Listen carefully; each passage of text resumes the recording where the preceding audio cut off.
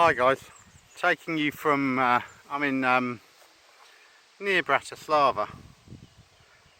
They're people's police, so they're voluntary special constables almost, military people. So these are some mock-ups of where I am right now. And I'm near the Freedom Bridge, which I'll show you in a minute. It's now a lovely park. I've got a memorial to all the people who tried to cross here and got killed. Some got shot, some got electrified, some got electrocuted, some got killed by dog. And we're now going to walk. So we're literally at the site of the old Iron Curtain between Slovakia and Austria. And I've walked across to Austria on the Freedom Bridge, which you can now do. This is all original, and this is the site of the crossing point between Slovakia and Austria. So take yourself back 40 years. This would have been the front line. This would have been a very heavily fortified area. No one would be allowed here unless you were some sort of state official, military, police, secret service. I'm going to take you right to the border. There's the Freedom Bridge. There's now a footbridge between Slovakia and Austria, and I've walked across that today. It's a kilometre long.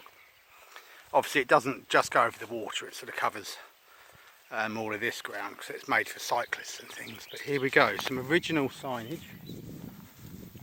Sorry, the quality's not great.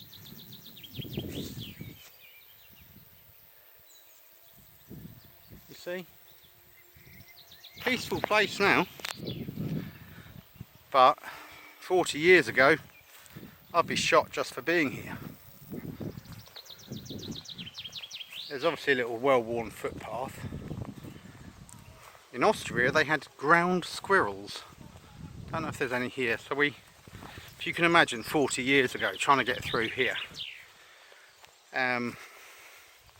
Pretty much impossible, but it was done a few times. So we're going to go right to the crossing point, or what I believe is the crossing point. So first of all, have a look at this. That is, guys, last of the, or one of the last electric fence poles. So that have all been electrified all the way down. Look at the height of that. You're not getting across an electric fence like that, are you guys? So I had to, lots of bees and buzzing things, ticks maybe, who knows. But there you go. Now it looks like something out of a Vietnam War film.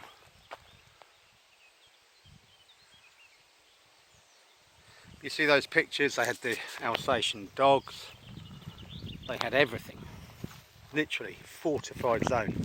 Here we go, and this is why it was so fortified. Here you go. Because at this point, when you cross this small stretch of water, literally you're in Austria. So if you could get across all of that, they weren't allowed. So this bank here is where Slovakia ends, and that's Austria. Now, because of EU open zones, you can literally just go across. But look, you could just quickly skip across, couldn't you? Shots being fired all the time. I think that's almost an island, so you sort of come across and across. Do you know what I mean? But yeah, that's how easy it is now to cross into. Well, I use the bridge, but you could just wade across and be in Austria. Takes you back to Slovakia. Already, you know, there's still that real divide between the two economies.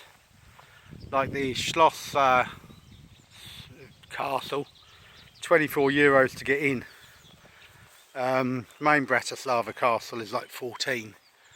I didn't go in the castle.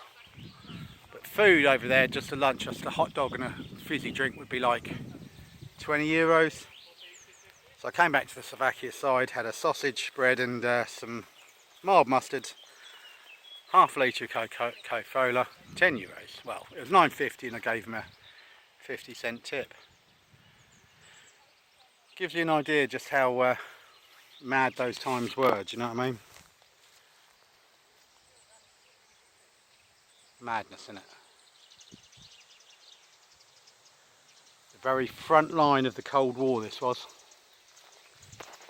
The very front line. Was it to keep people out or keep people in? Maybe a bit of both. Take care guys, from a very sunny Slovakia.